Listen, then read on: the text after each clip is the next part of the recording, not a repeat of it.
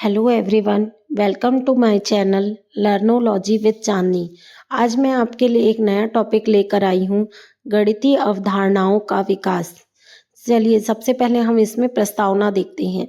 गणित केवल संख्याओं और सूत्रों का विषय नहीं है, बल्कि यह एक तार्किक क्रमबद्ध ज्ञान क्षेत्र है। गणित की अवधारणाएं हमारे दैनिक जीवन के अनुभवों से विकसित होकर धीरे धीरे अमूर्त रूप लेती हैं।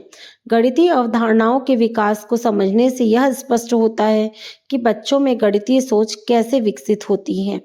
गणितीय अवधारणा के विकास के तीन पहलू। गणितीय अवधारणाओं के विकास के तीन प्रमुख पहलू होते हैं। पहला होता है मूर्त से अमूर्त की ओर, दूसरा विशिष्ट से व्यापक की ओर और तीसरा होता है सोपान क्रमिक संरचना। सबसे पहले हम देखते हैं मूर्त से अमूर्त की ओर। मूर्त से अमूर्त मतलब कॉन्क्रीट टू एब्स्ट्रैक्ट। गणितीय अवधारणाएं ठोस अनुभवों से विकसित होती हैं। बच्चा पहले वस्तुओं को देखता और अनुभव करता है, फिर उनसे अमूर्त विचार बनता है। जैसे कि एक गोलाई की अवधारणा। हम अपने चारों ओर गेंद, संतरा, तरबूज, लड्डू जैसी वस्तुएं देखते हैं। इन सभी वस्तुओं में एक समान गुण पाया जाता है, जिसे गोलाई कहते हैं। रंग, आकार या पदार्थ अलग हो सकते हैं, लेकिन गोलाई का गुण सभी में समान होता है। धीरे धीरे गोलाई की अवधारणा वस्तुओं से अलग होकर अमूर्त बन जाती है। इसके आधार पर गोला, त्रिज्या, केंद्र, पृष्ठीय क्षेत्रफल और आयतन जैसी अवधारणाएं विकसित होती हैं। इस प्रकार मूर्त अनुभव से अमूर्त गणितीय अवधारणा का निर्माण होता है। अगला होता है हमारा विशिष्ट से व्यापक की ओर। इस प्रक्रिया में जब हम किसी विशेष उदाहरण से शुरू करके एक सामान्य अवधारणा तक पहुंचते हैं, जैसे पहले हम अपने पालतू कुत्ते की पूंछ देखते हैं, फिर गाय, घोड़े और अन्य जानवरों की पूंछ देखते हैं। इन सब में जो गुण समान होता है, उसी के आधार पर पूंछ की व्यापक अवधारणा बनती है। एक गणितीय उदाहरण जैसे चतुर्भुज का। हम वर्ग, आयत, समलंब और समांतर चतुर्भुज का अध्ययन करते हैं। इन सभी में समान गुण होता है, चार भुजाओं वाली बंद आकृति। इस प्रकार चतुर्भुज की व्यापक अवधारणा बनती है। अब हम देखते हैं चतुर्भुज त्रिभुज की व्यापक अवधारणा किस प्रकार बनती है। हम समबाहु, समद्विबाहु, विषमबाहु त्रिभुज का अध्ययन करते हैं। इन सभी में तीन भुजाएं, तीन कोण और बंद आकृति का गुण समान होता है। इन सामान्य गुणों के आधार पर हम तीन भुजाओं वाली बंद आकृति को त्रिभुज कहते हैं। इस प्रकार त्रिभुज की व्यापक अवधारणा बनती है।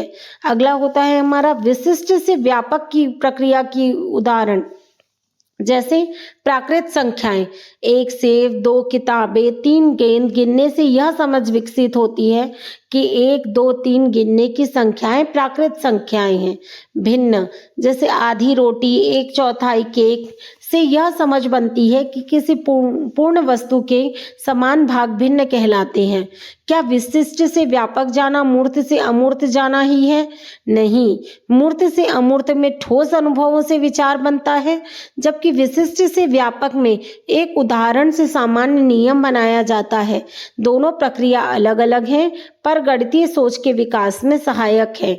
नेक्स्ट हम देखते हैं सोपान क्रमिक संरचना, मतलब हायरार्किकल स्ट्रक्चर।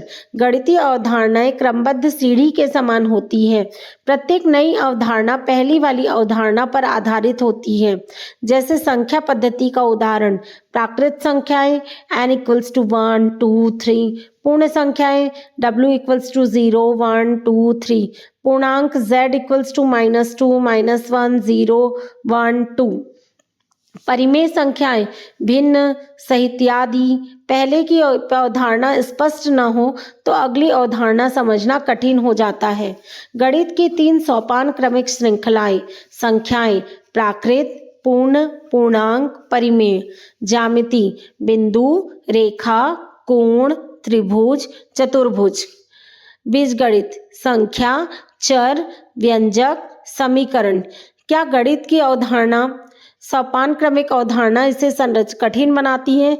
हाँ, क्योंकि इस अवधारणा को बिना समझे हम अगली अवधारणा को नहीं समझ सकते।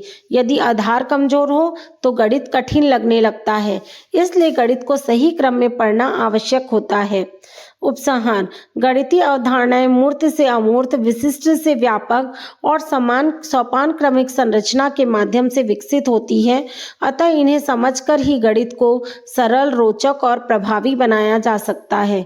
आज के वीडियो के लिए इतना ही।